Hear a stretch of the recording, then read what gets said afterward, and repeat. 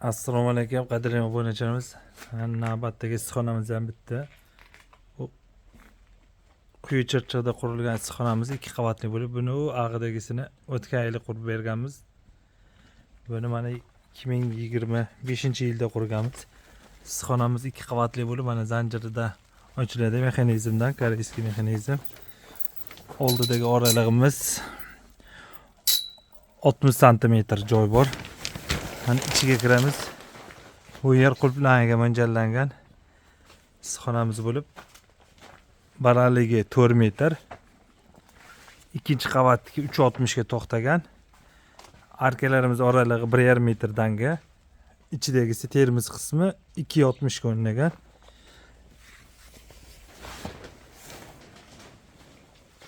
Ko'rishingiz mumkin, oralig'ida 25 sm, 30 sm masofa bor.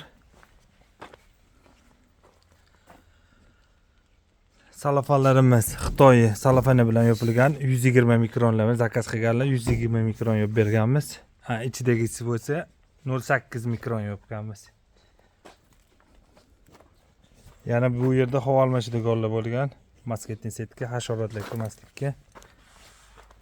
Issiqxonamizda eni 760, ichi 7 metr qolgan. Hozir ikkinchi qavatini yig'ishtirib qo'yganmiz.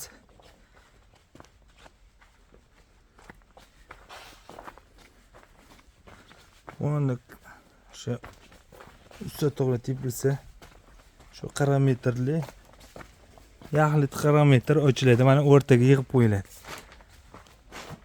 Ichidagisini o'rtaga yig'ib qo'ysa bo'ladi. Ya'ni anaqa kun issiqli paytda, qish paytda yonga kelib tushadi. Yo'llar tushib mana.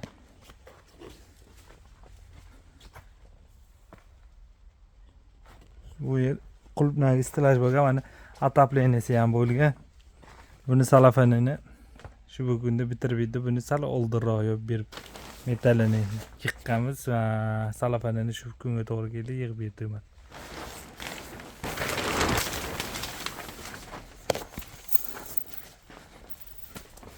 Yuqorisidan ham fortichkalarni qo'yganmiz.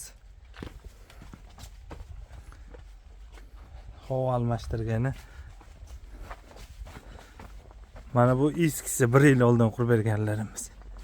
Bunga ham mana qulflarni ekib qo'yilgan. Sug'orish sistemasi mana bachoyo'larigacha mana bo'lgan. Buni o'tgan yil qurganmiz. 24-yilda.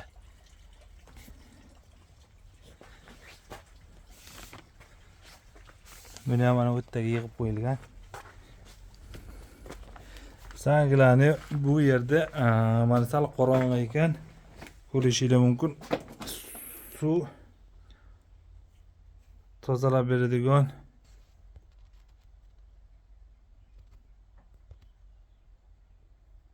apparat anaqa qilingan.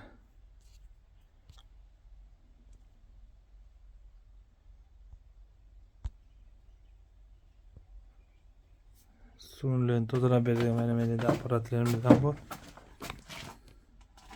Qorong'ida ko'rinmayapti.